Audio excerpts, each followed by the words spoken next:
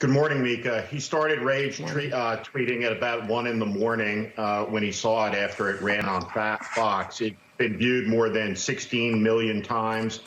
It's raised over $1 million. And what the ad points out is that the president who ran saying, "I alone can fix it, I'll make America great again," has presided over an era unlike any other in American history. He has wrought tragedy.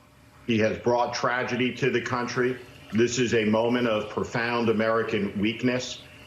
He has handled this with a level of ineptitude and incompetence that is simply staggering. And the cost of it all is immense human suffering in the country. We have 70,000 dead Americans. That number will cruise through 100,000. We have a shattered economy. We'll see unemployment rates of 30%, and none of this had to happen. He was not on his game. He left the country unprotected. He's been lying to the country. He has been talking about his television ratings.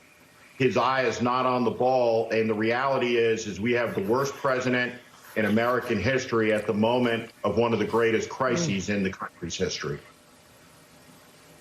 Hey, Steve, it's Willie. Obviously, this has gotten to the president. He's been tweeting about it. He's been asked about it. He's attacked you guys by name. He's gone through all the members of the Lincoln Project and cataloged their careers. He is deeply invested in this ad and in this group and fighting back against it. If you were running a presidential campaign right now against Donald Trump, if you were, say, running Joe Biden's presidential campaign, taking that ad maybe as a snapshot, what would be your overall strategy? Because clearly, based on his reaction, the president knows that he's under great pressure. He sees the polls in the battleground states. He saw that Monmouth poll showing him not only losing women by 20 points right now, but in a statistical tie among men, a group he won by 12 points in 2016. What kind of a campaign would you be running against Donald Trump? I think that the vice president needs to communicate to the country that it's time to bring to a close this era of reality show television.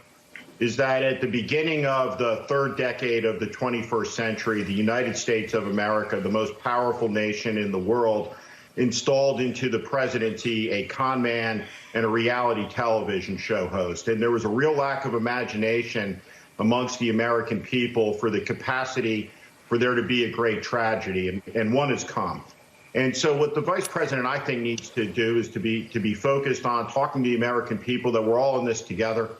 He has to unify the country, bring it back together in the spirit of Abraham Lincoln, who talked about malice towards none and charity towards all. And the vice president needs to begin to outline a plan for recovery for the United States. This is one of the most epic crises in the history of the country. This is the singularly most significant event that the country has faced since the Second World War. And we have a commander-in-chief who is incompetent, who is inept, who is selfish, who lacks all of the qualities of leadership that you would like to see in this moment in time. He has an incapacity for empathy.